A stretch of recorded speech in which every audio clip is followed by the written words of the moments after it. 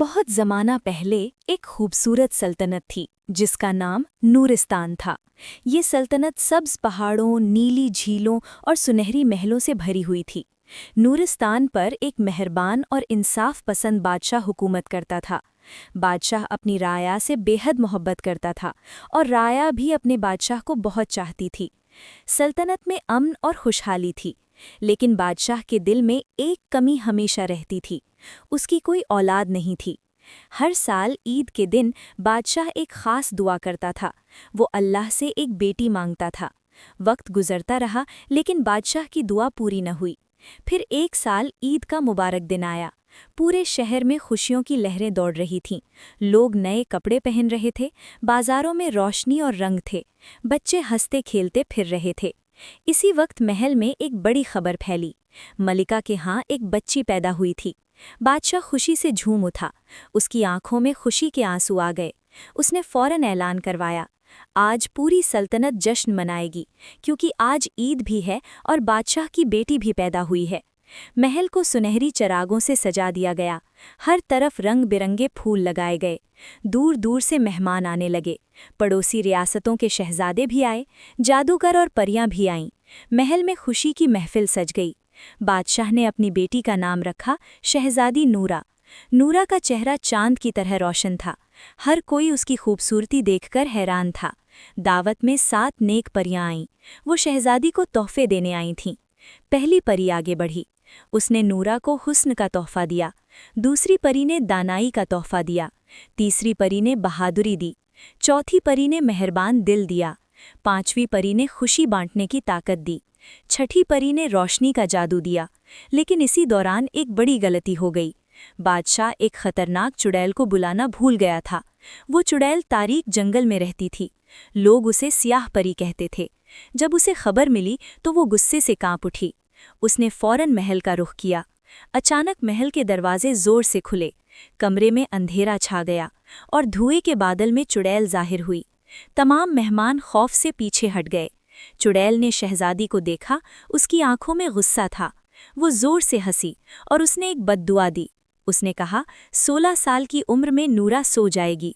एक जादुई सुई इसे जख्मी करेगी और वो हमेशा के लिए सो जाएगी। पूरा महल खामोश हो गया। बादशाह खौफ से कांप गया। इसी वक्त 7वीं परी आगे आई। उसने कहा, बद्दुआ मुकम्मल नहीं होगी, वो उसे बदल देगी। नूरा मरेगी नहीं, वो सिर्फ गहरी नींद में जाएगी और एक दिन एक बहादुर दिल वाला लड़का आएगा जो उसे जगा देगा। बादशाह ने फौरन हुक्म दिया, सल्तनत से तमाम सुइयां खत्म कर दी जाएं। हर जगह तलाश शुरू हो गई। सुइयां और चरखे जला दिए गए। वक्त गुजरता गया। शहजादी नूरा बड़ी होती गई। वो बहुत खूबसूरत और मेहरबान थी।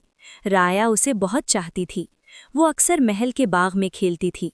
परिंदे उसके आसपास उड़ते थे, फूल उसके कदमों में झुकते थे। लेकिन बद्दुआ का राज अभी भी मौजूद था। फिर एक दिन नूरा 16 साल की हो गई। महल में बड़ा जश्न हो रहा था, लेकिन नूरा को अजीब सा एहसास हो रहा था, जैसे कोई उसे बुला रहा हो। रात के वक्त वो महल के एक पुराने हिस्से में गई। वहाँ एक पुराना टावर था जिसमें कोई कभी नहीं जाता था। नूरा सीढ़ियाँ चढ़कर ऊपर गई। वहाँ एक कमरा था।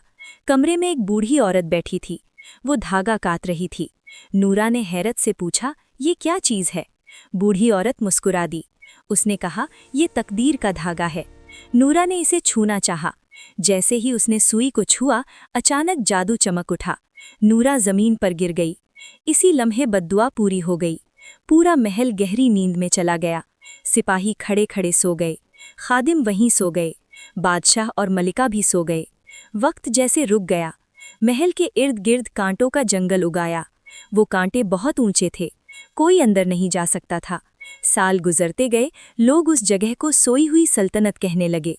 कोई वहां जाने की हिम्मत नहीं करता था। फिर कई साल बाद एक नौजवान लड़का आया। उसका नाम आर्यान था। वो एक आम लड़का था, लेकिन उसका दिल बहादुर था। उसने सोई हुई सल्तनत की कहानी सुनी।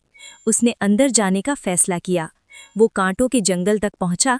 अचानक कांटों ने रास्ता बना दिया। आर्यान हैरान रह गया। वो धीरे धीरे आगे बढ़ा। वो महल के दरवाजे तक पहुंचा। दरवाज़ा खुद ब खुद खुल गया। वो अंदर दाखिल हुआ। हर तरफ खामोशी थी। सिपाही सो रहे थे, परिंदे भी खामोश थे। وہ محل کے اندر چلتا گیا۔ آخر وہ شہزادی کے کمرے تک پہنچا۔ نورا چاندنی میں سو رہی تھی۔ وہ بہت پرسکون لگ رہی تھی۔ آریان آہستہ سے اس کے قریب گیا۔ اس نے نورا کا ہاتھ تھاما۔ اچانک روشنی پھیل گئی۔ جادو ٹوٹنے لگا۔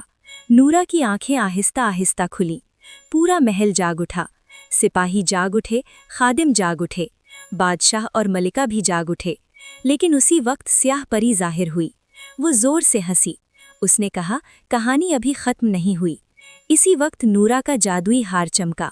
7 پریوں کا جادو جاگا۔ روشنی پھیلنے لگی۔ روشنی اندھیرے سے ٹکرائی۔ ایک زبردست چمک پیدا ہوئی۔ چڑیل کا جادو ٹوٹ گیا۔ وہ دھوئیں میں غائب ہو گئی۔ اندھیرا ختم ہو گیا۔ محل میں خوشی پھیل گئی۔ بادشاہ نے نورا کو گلے لگا لیا۔ ملکہ خوشی سے رو پڑی۔ لوگ جشن منانے لگے۔ شہر میں خوشی کی لہر دوڑ گئی۔ وہ دن عید جیسا خوشیوں بھرا تھا۔ نورا نے آریان کا شکریہ ادا کیا۔ آریان مسکرا دیا۔ لوگوں نے اسے ہیرو کہا۔ سلطنت میں جشن جاری رہا۔ روشنی ہر جگہ پھیل گئی۔ اندھیرا ہمیشہ کے لیے ختم ہو گیا۔ نورا نے سیکھ لیا، بہادری ہمیشہ جیتتی ہے اور روشنی ہمیشہ اندھیرے کو ہرا دیتی ہے۔ آریان اور نورا نے دوستی کا وعدہ کیا۔ انہوں نے سلطنت کی حفاظت کا وعدہ کیا۔ نورستان پہلے سے زیادہ خوشحال ہو گیا۔ لوگ اس کہانی کو سناتے رہے۔ یہ کہانی نسلوں تک مشہور ہو گئی۔ لوگ کہتے تھے، عید کے دن پیدا ہونے والی شہزادی مبارک ہوتی ہے اور بہادر دل ہمیشہ کامیاب ہوتا ہے۔ اگر آپ کو یہ کہانی پسند آئی ہو تو نیچے کمنٹ میں اپنا نام ضرور لکھیں۔ ہو سکتا ہے اگلی کہانی آپ کے نام سے ہو۔ اور اگر آپ کو جادوئی کہانیاں پسند ہیں تو ہمارے چینل کو ضرور سبسکرائب کریں، کیونکہ یہاں ہر کہانی میں جادو ہے، دوستی ہے اور بہادری ہے۔ یہ تھا نورستان کی شہزادی نورا کا قصہ اور بہادر لڑکے آریان کی کہانی، جو ہمیشہ یاد رکھی جائے گی کہ روشنی ہمیشہ جیتتی ہے، اندھیرا کبھی ہمیشہ نہیں رہتا۔